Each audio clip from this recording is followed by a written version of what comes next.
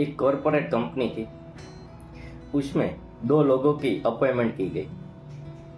उसमें से पहला व्यक्ति था, वो भारत की सबसे अच्छी कॉलेज में से उसने स्नातक किया था। उसके पास सबसे अच्छी डिग्री थी, वो आत्मविश्वासु भी था। और दूसरा व्यक्ति था जो व्यवहार कुशल था, लेकिन उसके पास कुछ सालों का अनुभव था।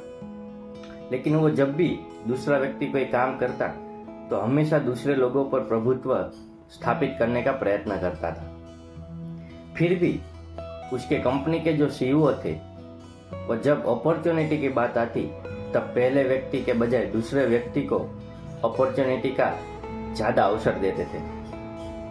तो ये बात जो पहली व्यक्ति था जो अच्छी कॉलेज से स्नातक किया हुआ था, उसको पसंद नहीं आई और वो मन में उदास होता था।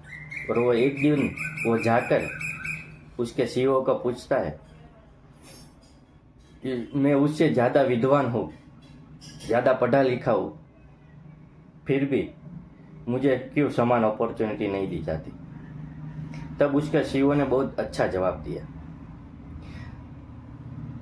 तो आप भी सोचना कि सीईओ ने क्या देखा होगा और दोनों में क्या फ़र्क है, वो आपके अनुभवों के माध्यम से मुझे कमेंट में शेयर कीजिए। लेकिन हाँ, ये जो घटना है वो कोई एक कंपनी की नहीं है।